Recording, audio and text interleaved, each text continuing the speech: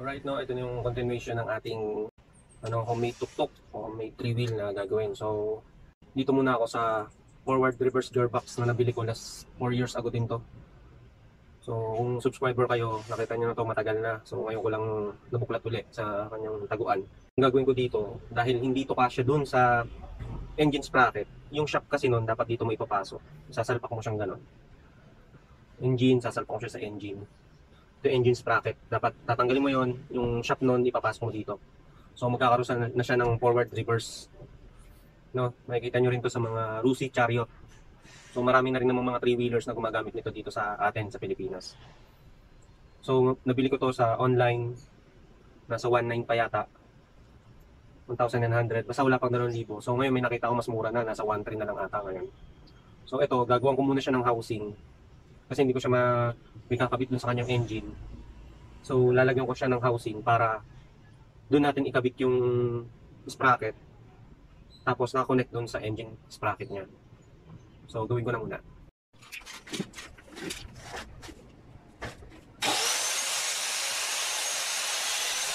So gumamit ako dito ng bakal na 2x2 3mm ang kapal.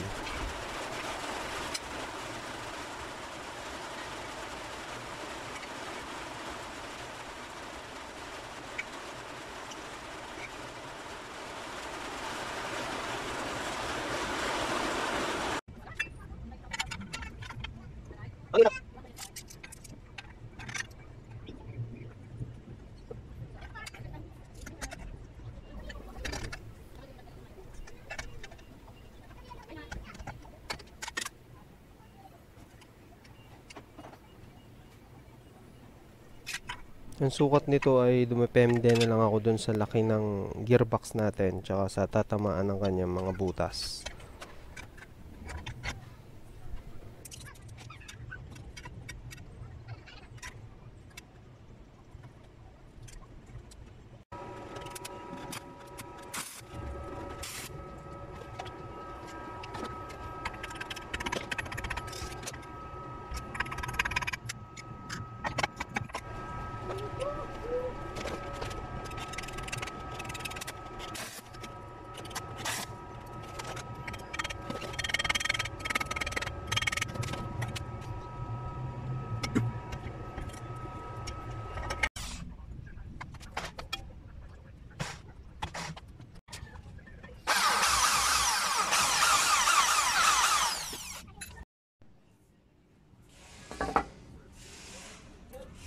So ito na yung magiging base ng ating gearbox. So meron siyang flange bearing.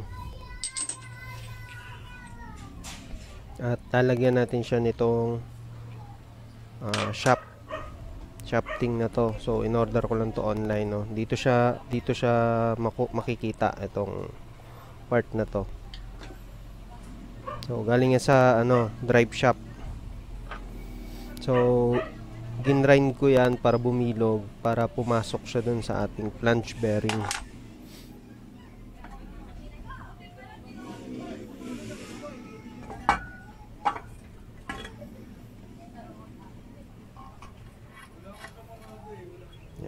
Yan yung magsisilbing isang pampatibay ng ating shaft. So ito yung engine sprocket. Lalagyan natin siya ng engine sprocket dito.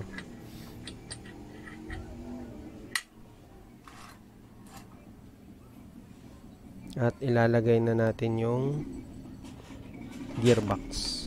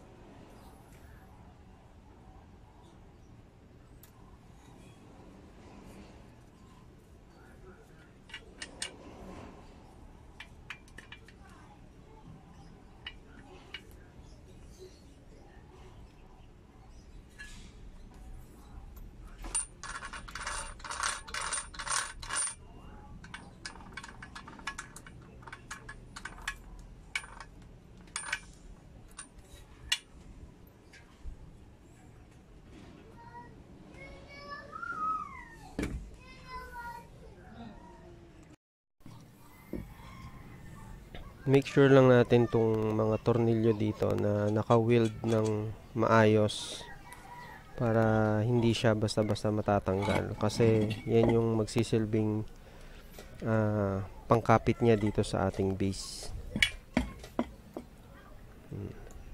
Kasi magkakaroon niya ng vibrate mula dito sa shop na nakalabas na to at dito sa sprocket na to, kasi ito yung nakakonect dun sa engine sprocket.